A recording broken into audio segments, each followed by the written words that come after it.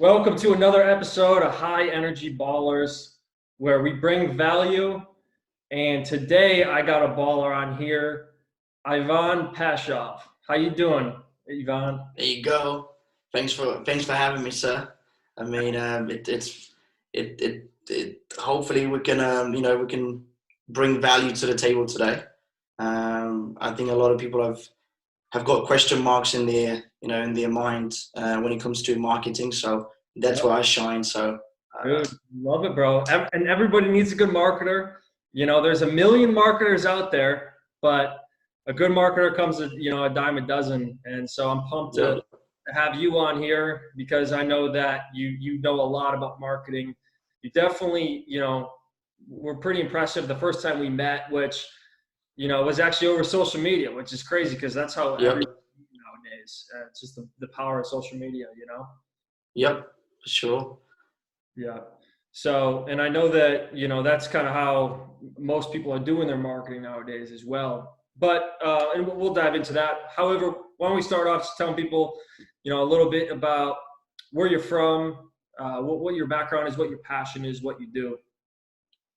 Awesome. So I'm originally from Bulgaria. It's a small Eastern European country. I moved to the UK when I was 15. I'm 25 now. I don't know if I should be saying that, but I'm 25 now, and obviously I've been into marketing since I was 19.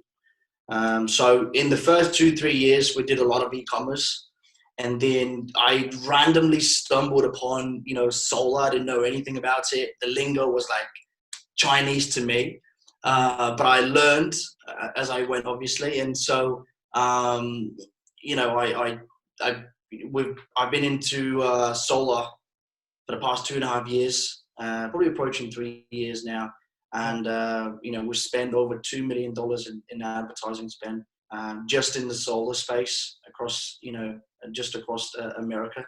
And it's been phenomenal. The journey has been, obviously we've had some ups and downs, definitely some learning curves at the beginning, but now I really do believe that we've got a system that we can dial in any market that can work, regardless of obviously where you're located, and it works really well when you're doing virtual appointments.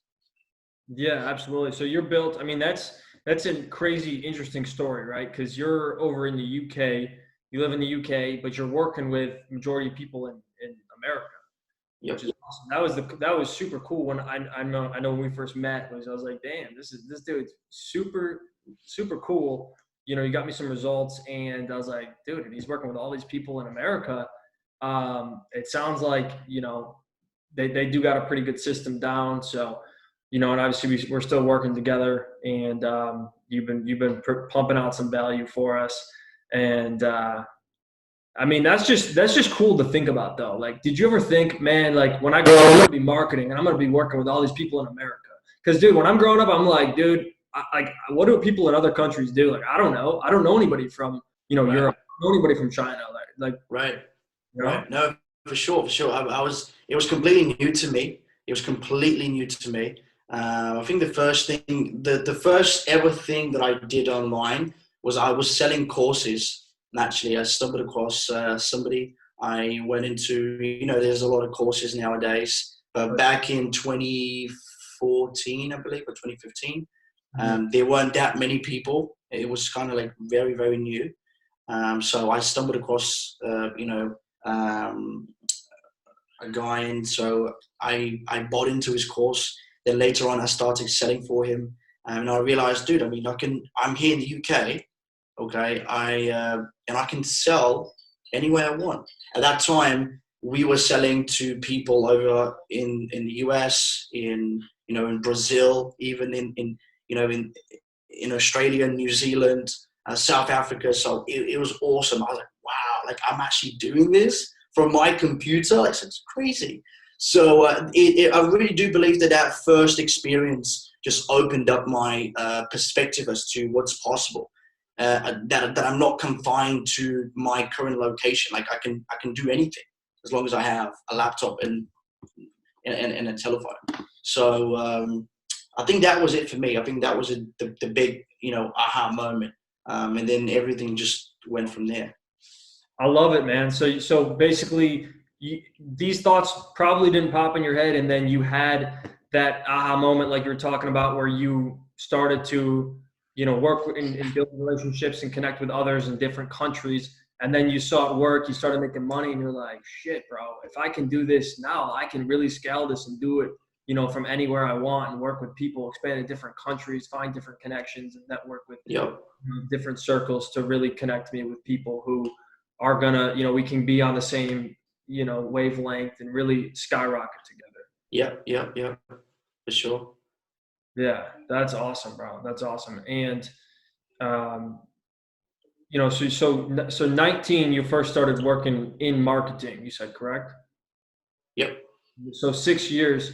So what would you say has been key to becoming an expert in the marketing field? Because I think there's a lot of people out there who try marketing, Hmm. and either for whatever reason it doesn't work out, or they quit before they can learn it. I mean, that goes for pretty much any industry, but I mean, what are Yeah. like what are some like the main takeaways to becoming you know an expert in marketing? So I think that's a great question. I think the main thing that the most important thing, which is obviously part of the whole equation, is just the consistency alone, and just picking one vertical at a time to be to perfect your to basically make sure that you're an expert at. Does that make sense? Right. Because if you go into many different fields at the same time, and you're trying to become an expert at 5 different verticals. For example, I'm going to do solar, I'm going to do dentists, I'm going to do chiropractors, I'm going to do plastic surgeons, right? I'm going to do another vertical, right?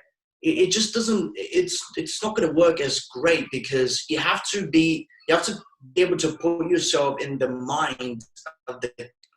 Yeah, sorry about that. I should be good now. I think I've got my hotspot going at the moment, so it should be good.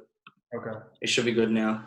I'll just Okay, cool. Can you hear me? Yeah. So you were talking about how you can't just be in the same.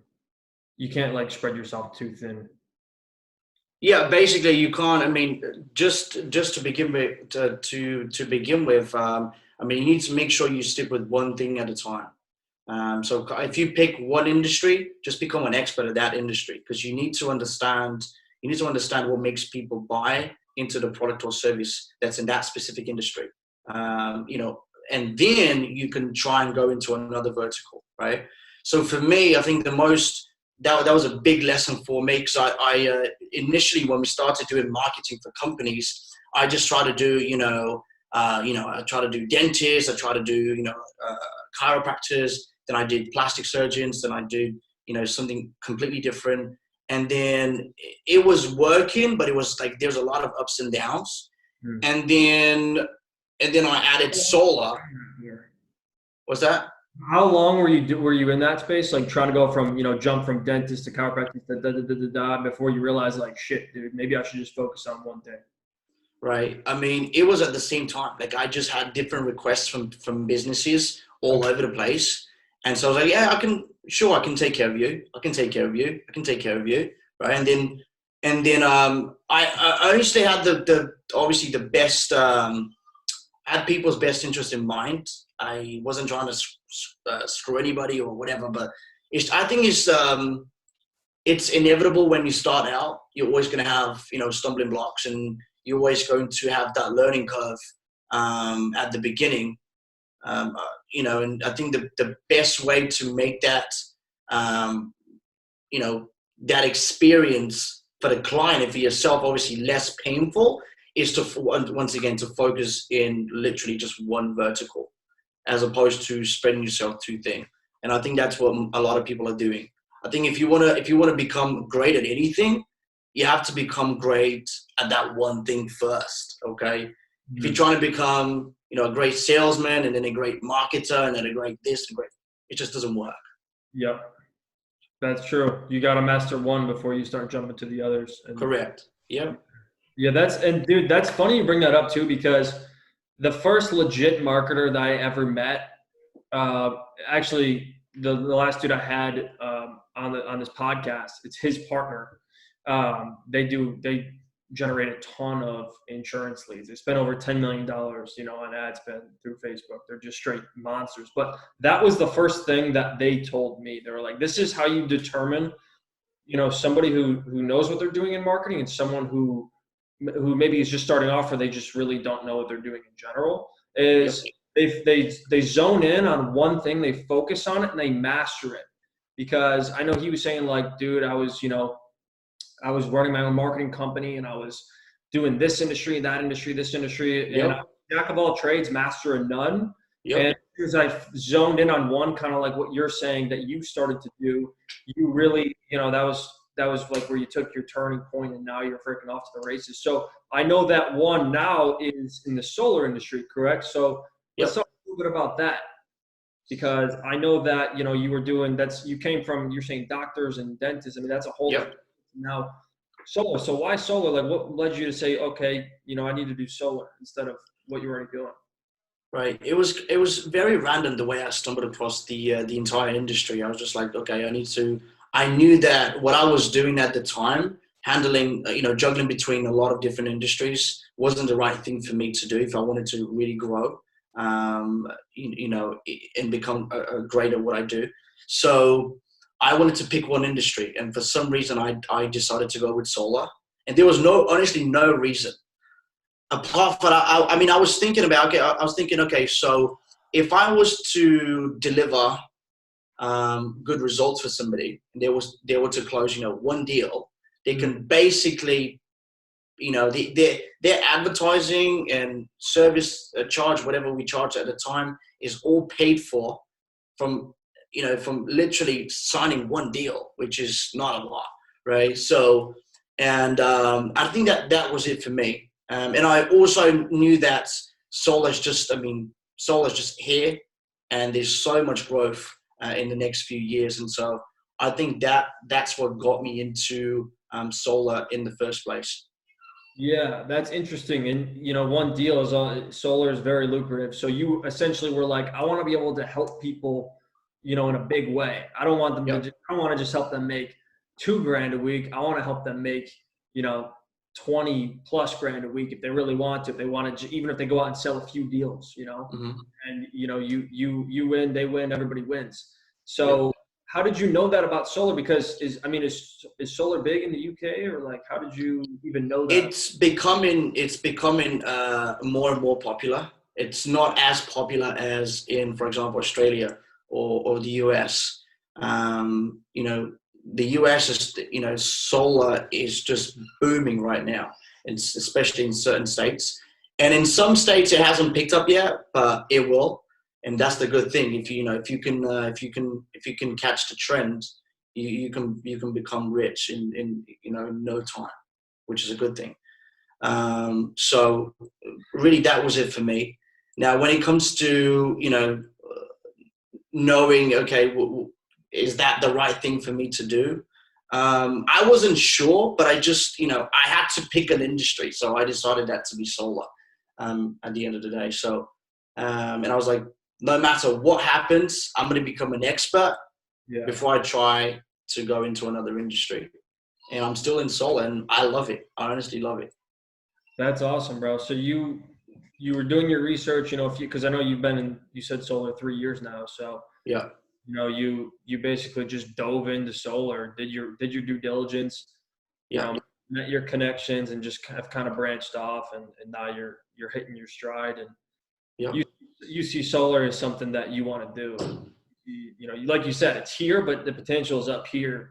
The trends and everything happening with solar energy, and they're going to be trying to get rid of dirty energy sources. Yep. So So for me, really was, I knew that there's obviously huge potential, and I just dove straight in, and I didn't understand any of the lingo. Like, when I was talking to people on the phone, at first they were talking about kilowatts and price per watt and this and that. I was like, what is that? Okay, I couldn't work it out. And then the more I spoke to people, the more I and obviously I used to speak to, and I still do, to literally people in different markets, different states. And Mm. so different markets across the US are obviously different. And the way they've kind of adopted solar, the way it is now. So, but when I learned the lingo, it was so much easier. It's like, it's like any industry, if you're a doctor, you've got to know the lingo, right? So I knew that if I wanted to become an expert, I had to know what these guys are talking about. Otherwise, I sound like an idiot on the phone. So, and another thing is that, I mean, it was tough, okay, trying to crack that, trying to basically, trying to become efficient at what I do. In the marketing space for solar, it was difficult because it's not like selling, a pair of shoes. It's an expensive product, for most of the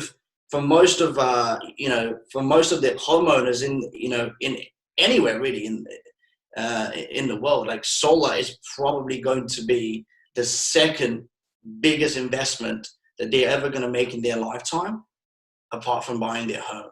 And so if you don't have a system that's really dialed in from the point where they see you online to the point where you take them through step-by-step funnel, and then they end up talking to somebody, and then they get closed, you have to have that down to science if you want to get really good results.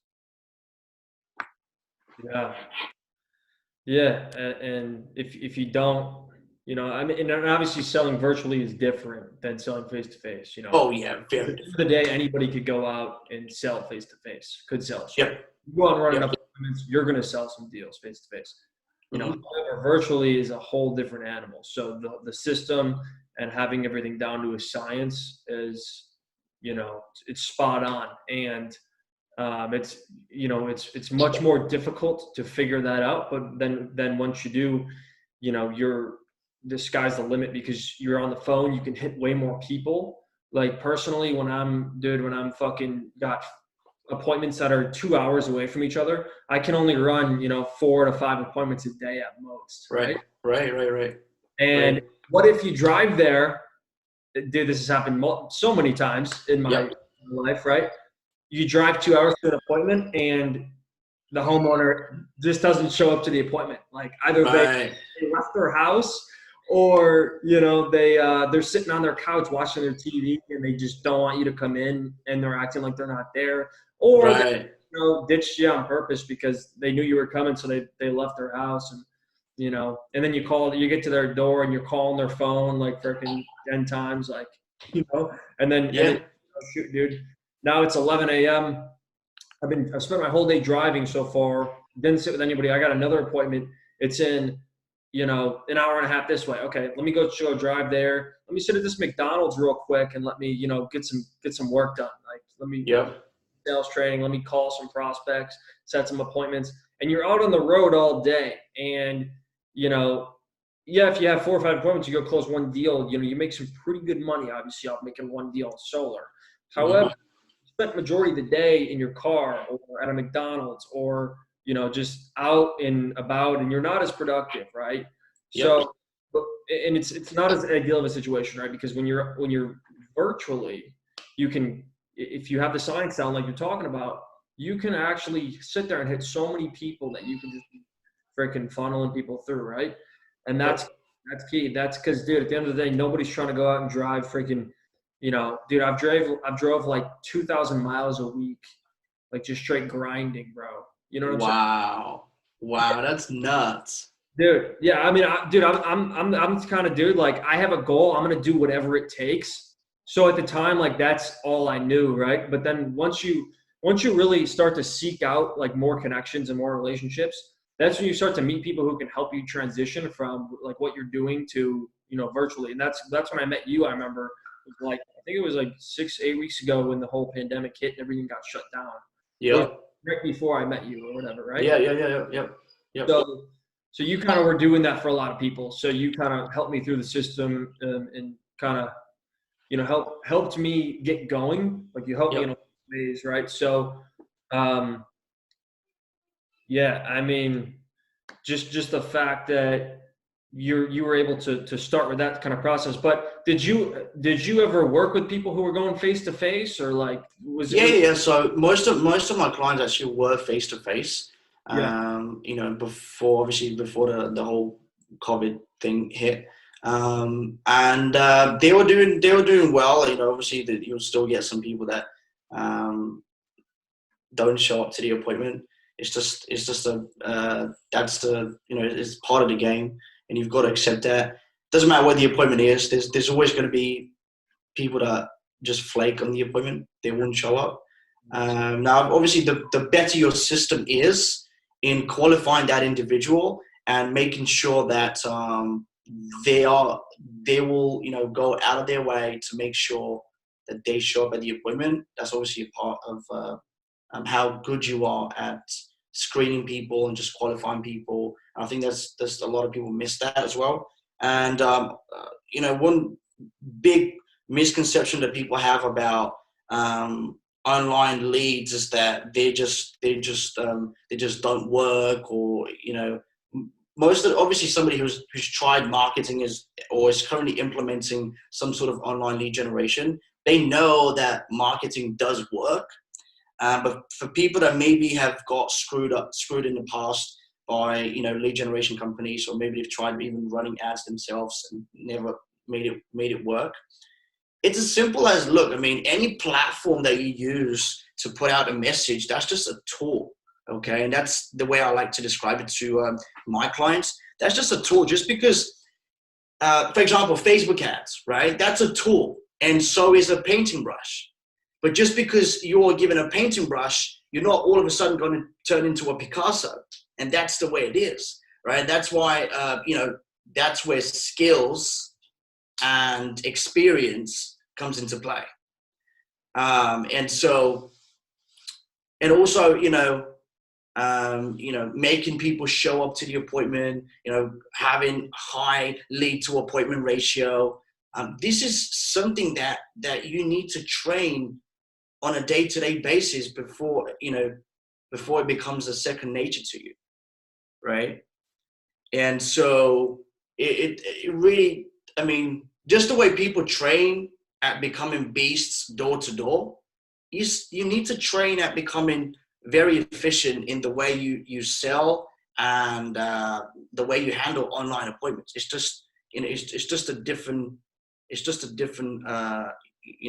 way of doing it, but it's all the same. You still have a human being on the other side, and you're just going to know how to treat it. You have to know what a customer experience is before they ever get to you. And so you need to be able to put them at ease and qualify people well before they ever get to speak to yourself or any of your sales team. So, and I think that's what a lot of people don't understand. They just think that these people are automatically going to be 100% interested, and it's just not how it works.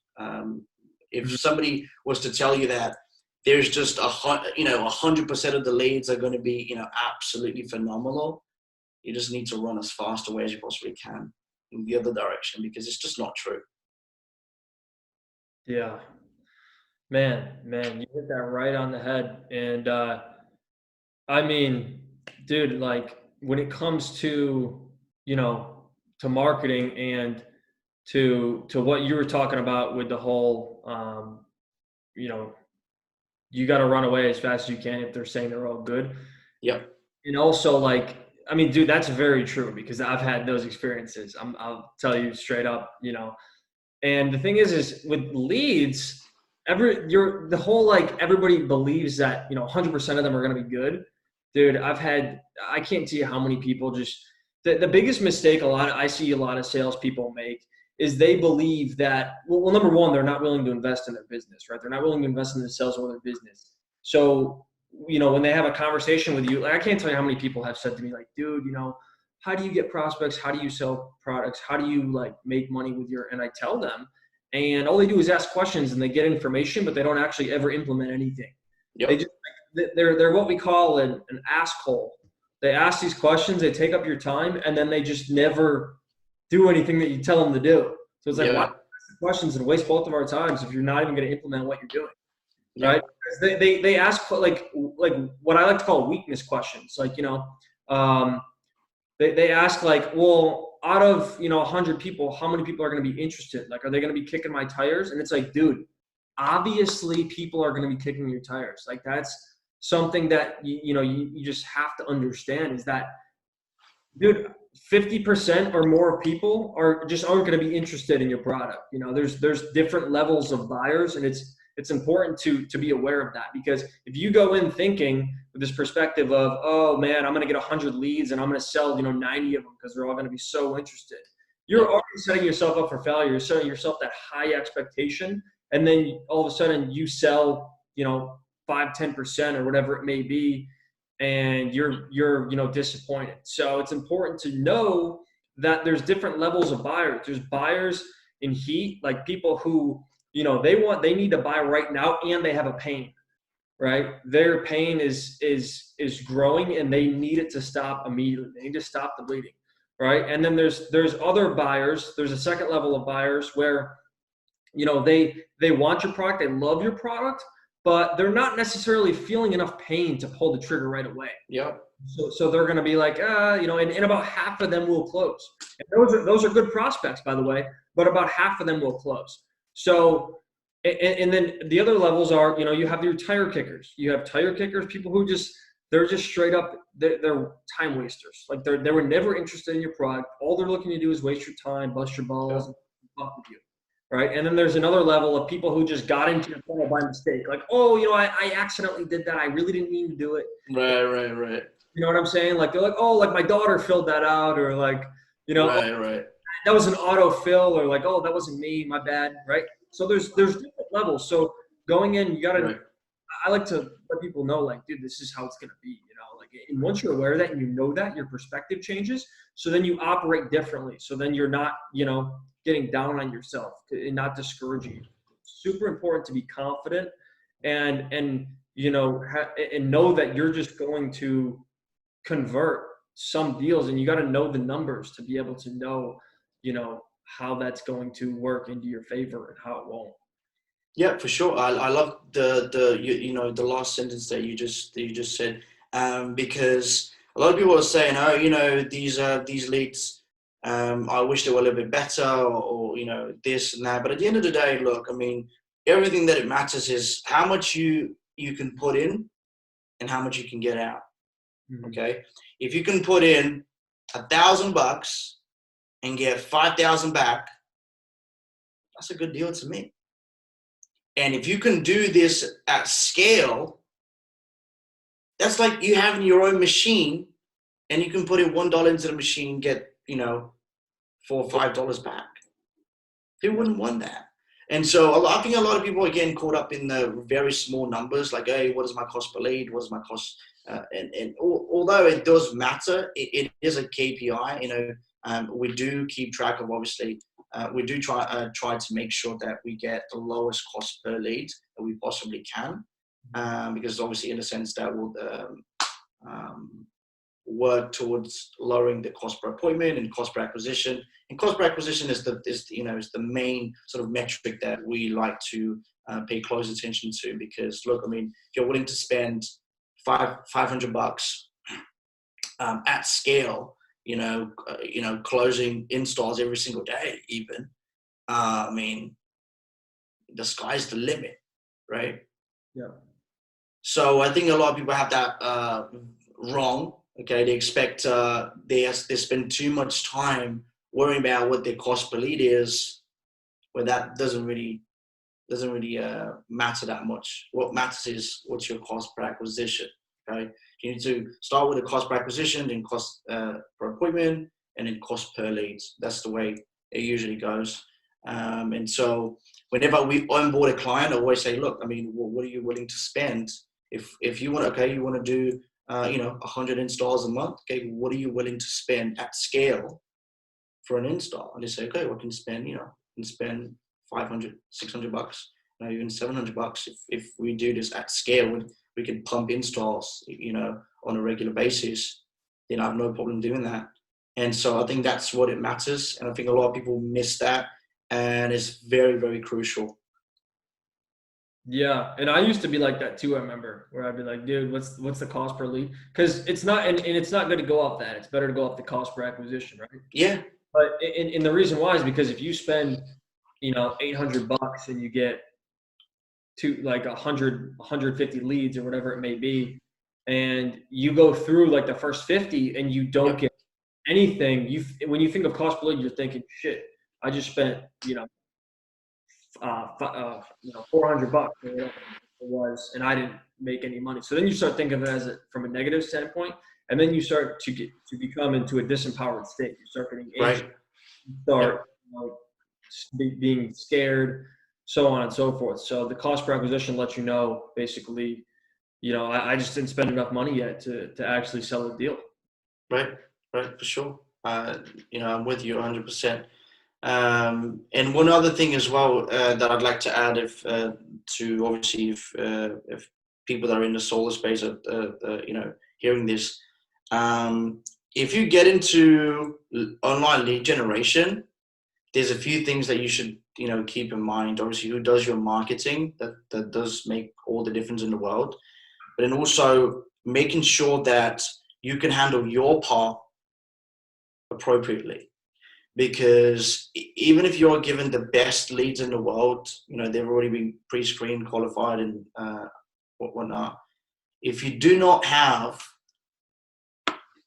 your scheduling and follow-up down to science, you will still be sort of disappointed at the end of the day. Okay, so it's something that you need to train on a regular basis in order to become better at. Yes. Doesn't matter whether you're a lone wolf or you're part of an organization, Yeah. or you have a sales team of 4 or 5 people. It's the same thing. Okay, you just have to train every single day to become better at handling scheduling appointments. Obviously making sure that you follow up appropriately, Yeah. and being congruent with the whole, recognizing where that lead has come from, what has been their customer experience before you ever contacting them, right? And just trying to be as congruent as you possibly can with that individual. Yeah. Yeah. Yeah. That's all really good stuff. So if a solar guy was watching this and they were like, well, I mean, that all sounds great. You got to train, you got to have your systems down. But then they're thinking in the back of their head, because dude, if I'm new and I don't know this shit, I'm thinking, well, that sounds like it makes sense, but like, where do I start? So like, where would they start? I think they would start at. That's a good question. It's a really, really good question. I think they would start first of all at. They have to. I mean, a lot of people have just. It's really hard to find someone who can actually do this for you, and it's not just a bunch of hot air. Because a lot of people talk a big game, but when it comes to delivering, it's just totally different, right? So I think where most people can start is just obviously doing their due diligence as much as possible. But to be honest, you can never really do too much due diligence, simply because, I mean, there's people out there that just simply do not have your best interest in mind. And but let's say you partner up with the right company, okay? Let's say you partner up with the right company, and the way you should begin the entire process is, look, I mean, you should have somebody. If you're by yourself, you should get somebody else to handle these leads for you, okay, during working hours. Because if you are busy, let's say today we've got 4 to 5 appointments, and it's just you handling, all the incoming leads. You know that these leads need to be contacted in a drop of a hat. And if you're not willing to do that, you're going to lose a lot of opportunities. Simply because if you do not catch the person when they've filled out the application, they've already lost you. Okay, they're in a different headspace now. And so if you happen to contact them, let's say right after you do your appointment, right, then it might be too late, and they will just see you as somebody else trying to contact them. There's an unknown number, right? And so you will have trouble reaching that person. So I think the first thing to do is make sure you have somebody who can be available at a drop of a hat. As soon as they see a notification pop in, boom, call that person straight away. So speed is of the essence when it comes to online lead generation. And then second thing is being congruent with the offer that is displayed on the very, very front end. So what does the person see? Okay, what's their experience through the funnel or whatever you have? Okay, how the qualifying process. What does that look like? I think the salesperson needs to be familiar with that in order to be congruent with the way they handle the phone call to set the appointment. Mm-hmm. And so I think this is a good starting point. And also one other thing as well is that there's a lot of in areas where solar is like really, really popular, there's a lot of companies, most probably in your area, that are advertising across the same audiences. So if you do not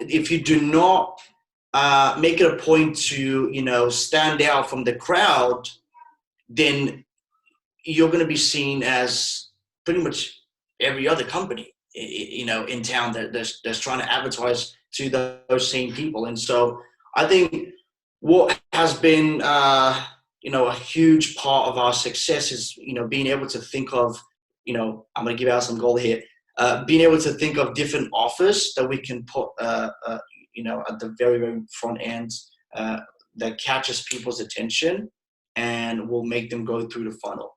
Okay, I think that's really, really that has been a huge part of our success, where you can take for example, a cashback offer that an installer would be willing to obviously put up to have more inquiries, and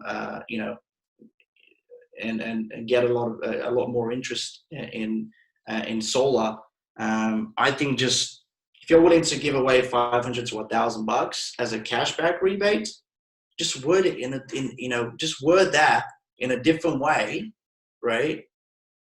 And instead of saying, we're going to give you $500 to $1,000, say we're going to give you something else. We're going to give you, we're going to give you furniture. We're going to give you an appliance, for example, right? This is some of the offers that we've run very successfully, and they try, as long as you can make the offer go hand in hand with the product, which is obviously solar, mm-hmm. then I think you wouldn't have a problem getting people's attention.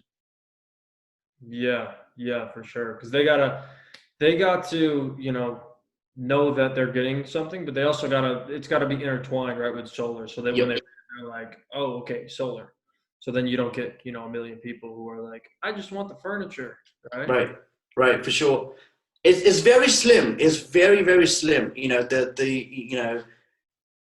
can include that in the copy. You can include that, in some parts of the funnel. So it's very, very slim, but definitely, they need to know that it has to do with solar. If they don't know that it's solar, then obviously they're going to be confused.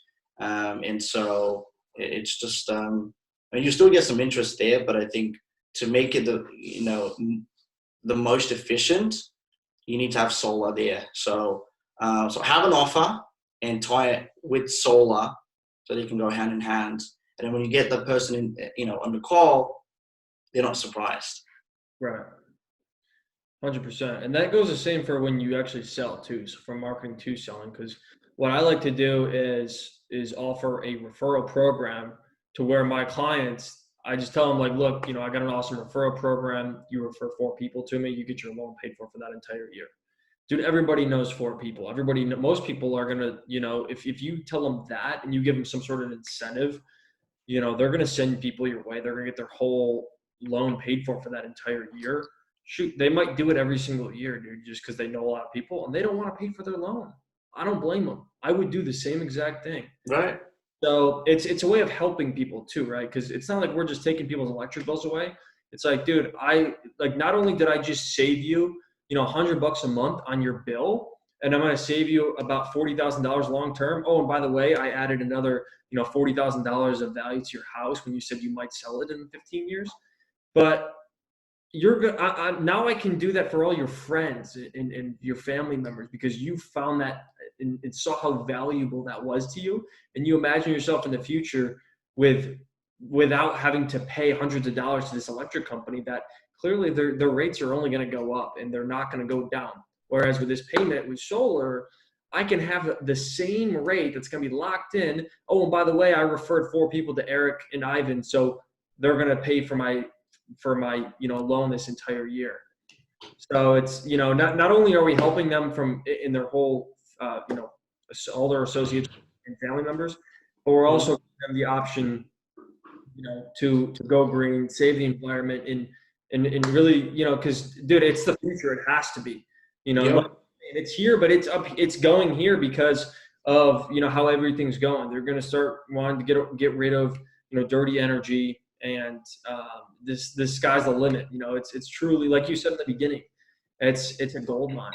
It And is. It truly is a gold rush at the moment. So I think whoever catches the trend, especially in certain states, certain areas, that is still not very popular. I mean, dude, you can become rich in a very short period of time. yeah, yeah, it's dude, sky's the limit, and I really appreciate you jumping on here with me today, brother. Love it, man. Thanks for having me. Yeah, absolutely. And for those of you who aren't following Ivan, you can go follow him at what's your Instagram name? Ivan Just my first and last name. So Ivan Pashov, IvanPashov, Pasha, two underscores. Um, should be able to find me.